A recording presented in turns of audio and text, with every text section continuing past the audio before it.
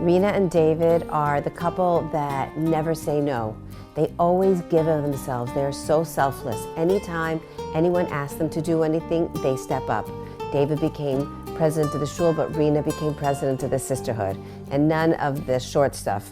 Rena was in for a long time. She and I were sisterhood presidents together, what felt like 20 years, but in reality was about 5 years. And she always is the first one to do a project, make it better, figure out how to do what was going to be best for the shul. And Rena is really an amazing, amazing person. Mazel tov to our young Israel of Lawrence-Cedarhurst, power couple. David Saffra was one of our best presidents we ever had. It was probably the best decision I ever made as president to have him follow me as president. He is warm, caring, and always there for the shul. He gives his heart and soul to the shul, and we thank him for everything he has done. Our story starts in 2004 when we moved to the neighborhood. Now, most people, when they move to a neighborhood, they have to figure out what shul they're going to. We were rather fortunate in the sense that there really wasn't a choice. It was the Young Israel Lawrence-Cedarhurst. And the reason really was because my parents davened here. And they raved about it. And what better way than to have Hakar Satov and Kibbud Aveim and seeing my father and my mother every Shabbos. And also, they spoke about what a wonderful place it was for the children. Our children grew up in the shul. They started going to groups, and then they became group leaders. And through that, we've made a huge network of friends, but more importantly, Rena and I started getting involved in different aspects of the shul. Rena started getting involved in the sisterhood. I slowly started getting involved in various subcommittees when there used to be subcommittees in the shul. And then ultimately joining the multi-member board of the shul, and then becoming Gabbai for the Hashkama Minyan through the challenging times of COVID outside in the tent. And let's not forget that your 2-year term as Gabbai turned into, I don't know, 3 or 4 years. Okay, but it was, well, how should we say? It was an important thing to do. It was, and you were so dedicated. I really was so impressed.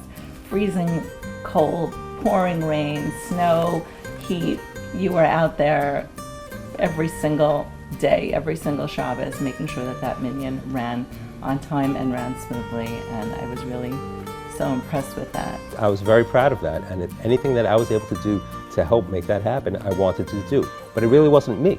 It was the people, each and every one of you sitting here, who made that happen. And we were just fortunate enough to be able to be a part of it. But another big part of it also is our co-honoree, Bobby, because our work alone couldn't happen, and it doesn't happen in a vacuum. For everyone who came to YILC during that time, and every day since, to feel safe and secure, we needed the strong, able team of Bobby and his security officers. It wasn't just a matter of them making us feel safe. They got to know us all. For that, we are grateful because they protected it as if it was their own. I learned a lot and understood what it takes to be a true leader from Rena, as she was the president of the sisterhood for umpteen years, running the Shalach Manos with her able co-partners, Lori, and others over the course of the years. Many others over the course of the years. So many women that came before, and so many women that step up and help us every year. I was president for a couple of years, and you know, like they say in the movies, just when you think you're out, they pull you back in.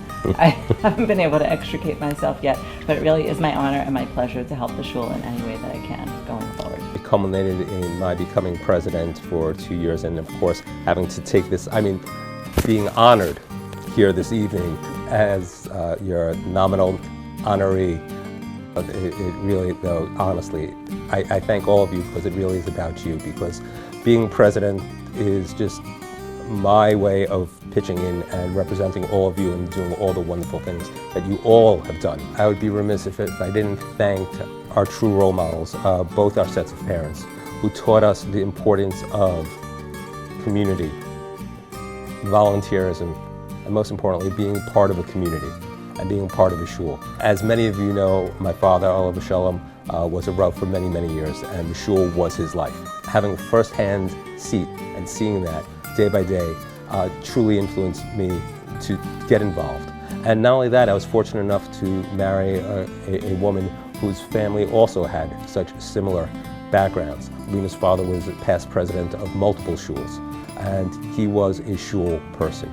Our children were very supportive of all of our effort. We dragged them into all kinds of stuff, helping us stuff envelopes, helping us pack shalach manos, helping, with whatever needed to be done behind the scenes. And I want to thank our children for being supportive of this and just being the greatest. Last but certainly not least, Acharon Chaviv, tremendous hakaras hatov and thanks to our rabbis, our Mara D'Asra, Rabbi Trump and the Rebbitzin, and Rabbi Schreier and his Rebbitzin.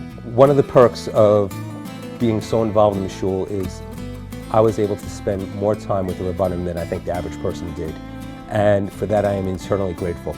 I've learned so much from them through their interactions, not only as Rabbanim, but as people, and I'd like to say even at this point, as friends. Thank you to everyone for being here tonight. Enjoy the rest of the evening.